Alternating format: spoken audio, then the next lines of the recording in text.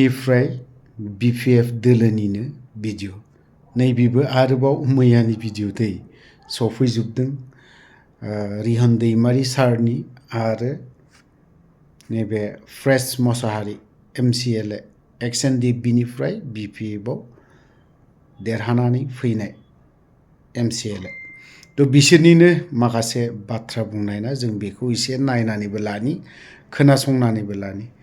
आं गबिन्द चन्द्र बसुमतारी बिथांनि deputy chief दा मोननाय मोनिनि सायाव माखासे लाबोनो सानदोंमोन भिडिअ जाहाथे गोलाव जायो गोलाव जागोन साननानै जायो माने जागोन साननानै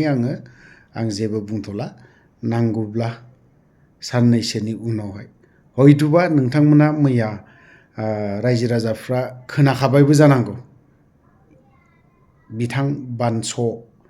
फंबायनि खुगानिफ्रायनो इउनाइटेड फराम अफ XNDP-आबो पलिटिकेल राजखान्थि दोलो गोदान दाफिननो हागौ होननानै बुंनायखौ नायग्रोनानै लानि BPF-नि दैदेनगिरि माखासे बेफ्रुसार राव दिनै उदालगुरि जिल्ला BPF-नि दैदेननायाव 23थि BTC एकर्ड डे जों दिनै मोनसे फालिदों बे खोब जोंनि थाखाय मोजांनि खोथा आरो बे फालिनाया अकल जोंनि उदालगुरि जिल्लायावल' नङा गासै जोंहा मोनब्रै जिल्लानि सिङाव गासैबो सेन्ट्रेल कमिटिनिफ्राय मोनसे बिथोन दङ बे बिथोन मथे जों दिनै BTC एकर्ड डेखौ फालिदों मोजां खोब मोनसे मोजां जोङो बेखौ मोजां मोनदों जों वेलकाम खालायदों दुखुनांथावना बाथ्राया बिसो दे BTC एकर्ड डेखौ दानि जिथु पावाराव थानाय BTC गभर्नमेन्टआ गाजा गोमजायै फालिनांगौमोन सरकारि भाबै पालन खालायनांगौमोन मानोना दिनै जायफोर दिनै बिथांमोना गादियाव जिरायनानै दङ दिनै 2003 दिनैनि थारिखआव माने BTC एकर्ड डेखौ फालिदोंमोन बेबायदियै दिनै बिथांमोना BTC-नि नियम नितिनि गेजेरजोंनो दिनै 6 सिडिउलनि प्रभिजननि सिङाव थानाय माखासे अधिकारखौ लानानै दिनै बिथांमोना सोरबा माने चिफ जादों सोरबा EM जादों जेरै गुबुन गुबुन बिबानाव दिनै चेयारमेन जादों मेम्बार जादों बिथांमोना दिनै BTC-खौ दिनै खुंथायनि माने गोहोआव दङ नाथाय दुखुनांथावना बिथांमोना बेखौसो आं बुंनो नागिरदों जे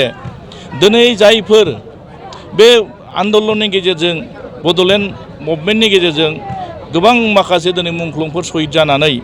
दिनै बे BTC-खौ सोरजिदों आरो बे मोननाय खेमथाखौ दिनै बिथांमोना मा खारनाव दिनै बिथांमोना बे BTC-खौ खुंनो हायाखै बेखौसो जों दुखु मोनसे गोसोआव मोनदों आरो सोंलु सिखांजों माने बिथांमोना दिनै मानो दिनै बावलांखो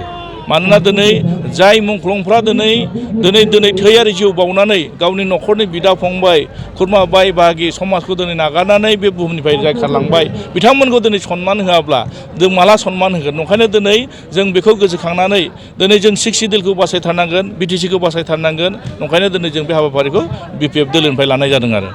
समखौ नेनांगोन मानोना BTC-नि बारग' डिप्युटी चिफ खाम्फा बरगयारि बिथाङा जोंनि BPF दोलोनि सासे गोख्रों दैदेनगिरिमोन आरो बिथांमोननि दैदेननायावनो बे BPF राजनिति हान्जाया जन्म मोनदों दिनै बिथाङा दिनै गावनि सायाव बिसास आरो फोथायनाय जिथु गैयैनि थाखाय दिनै माबा मोनसे नुनानै दिनै UPPL बिथाङा थांदों आं बेखौनो खावलायगोन जे बिथाङा गावनि राजनिति जिबनाव थांनानै जाहाथे साक्सेस जाथों नाथाय बिथाङा दा थांनानै जायगा मोनगोन ना मोना बिसोर जोंनि गेजेराव माने गिदिर सोंलु जागोन जेरै जों BPF-आव थानानै बिथाङानो माने गासै BPF-नि माखासे माने सर्बा बा हाइकामान्ड बा बिथांमोनामोन दिनै नुनो मोन्दों दिनै मोनसे समाव बिथाङानो बुंदोंमोन जे BTR सुक्तिनि गेजेरजों BTC-आ माने खुनु पय्दे माबा जाया खिन्थु दिनै BTC-आनो दिनैसिमबो दङ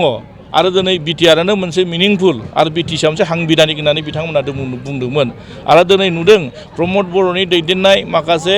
दैदेनगिरिफोरखौ बिथाङानो गोबां रावजों सोंखारिदोंमोन दिनै बिथाङा मा खालायनो थांदों जों मोनथिया जों नंखायनो दिनै BPF मोनसे राजनिति दल हिसाबै जों जथेस्थ गोख्रों बिथांनि सायाव आं जेबो कमेन्ट होनाय नङा बिथाङा मा खालायगोन बेखौ समखौल' जों नेनांगोन बिनि फिथाइखौ गावनो मोनगोन बा रायजो राजाफ्रा नुगोन आरो ओंखायनो दिनै जोङो BPF राजनिति दल हिसाबै जोंहा जोंनि सायाव फोथायनाय दं फैबाय थानाय बिसायख'थियाव 2025 माने बिटिसि बिसायख'थियाव जों बिपिएफआनो बेसेबांनोखि माने नाम्बार्स नांगौ बे नाम्बार्सखौ लानानै जोङो मोनसे मोजां सरकार खुंनायनि थाखाय जों लाहार फाहार खालामदों आरो बेखौ दिनै साफ्रोमबो बिटिसिनि सुबुं माहारि माखासे रायजो राजाफ्रा जेरैबायदि लोब लोब फैनानै बिपिएफआव जुगदान जादों आरो बिपिएफखौ दिनै वेलकाम खालामदों आरो बरायदों बेखौ नोजोर बोयोब्लाथ' खुनु सक्तिया जोंखौ लाखिनो हानाय नङा ओंखायनो फैबाय थानाय 2025 माने 25आव बिपिएफआनो सरकार दागोना रोखा आरो बेहाय खुनु सन्देह गैया सोरबाफोर साननो हागौ सोरबा गोनो गोथो जानो हागौ जोंनि जायफोर बिपिएफनि सायाव बिसास आरो फोथायनाय दं बिथांमोना दासिमबो थिगानो दं आरो बिथांमोना नोजोर होबानो जाबाय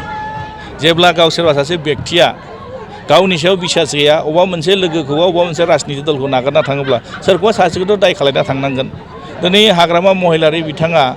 पार्टिखौ जेरैबायदि सरकार गैयाब्लाबो गोख्रों आरो गाबथानानै मोनसे पार्टिनि डिसिप्लिनखौ मेनटेन खालायनानै जेरैबायदि बिथाङा मोनसे इउनिमासलि डिसिसन लानानै जिबायदि मोनसे हाबाफारि दिनै मावबाय थादों बेथ' बिथांनि नेतृत्वआवनो सोलिबाय थादों बिथाङाथ' हारसिङै खुनु अहंखार भाब लानानै दिनै पार्टिखौ सलायाखै नंखायनो दिनै बिथांनि दैदेननायावनो बिपिएफ राजनिति दला गोख्रों जादों आरो बिथांनि दैदेननायावनो सरकारा फैगोन आरो बे खुनु सन्देह गैया आरो बिपिएफनि गोख्रों सोद्रोमाफ्रा बिपिएफखौ मोजां मोननानै मावग्रा बिपिएफनि कर्मिफ्रा रावबो नारभास जायाखै आरो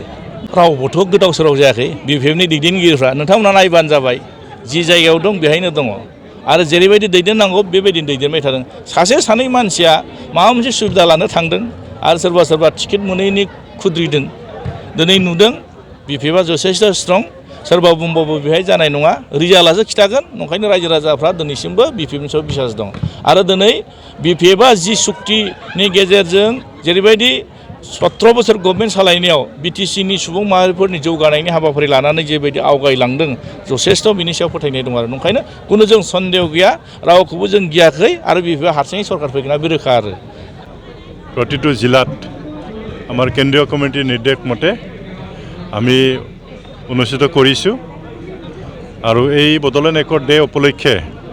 সমূহ বিটিচিবাসী ৰাইজলৈ মই আন্তৰিক অভিনন্দন জনাইছোঁ আৰু এই বড়োলেণ্ড চুক্তিৰ আগত যি আমাৰ এটা ডাঙৰ আন্দোলন হৈছিলে এই আন্দোলনত যিসকল বীৰ বীৰাংগনা শ্বহীদ হৈছিলে তেওঁলোককো আমি শ্ৰদ্ধাৰে সোঁৱৰিছোঁ কাৰণ তেওঁলোকে নিজৰ জীৱন বলিদান নিদিয়াহেঁতেন হয়তো আজি এনেকৈ একৰ্ড ডে আমি অনুষ্ঠিত কৰিবৰ কাৰণে সুযোগ আৰু সুবিধাটো আমি নাপালোহেঁতেন এইটো আমাৰ কাৰণে গৌৰৱৰ কথা কিন্তু অতি দুৰ্ভাগ্যৰ কথা যে এই বিটিচি চুক্তিৰ দ্বাৰা বিটিচিখন চলাবৰ কাৰণে যিখিনি ব্যৱস্থাপনা সেই ব্যৱস্থাপনাৰ যোগেদি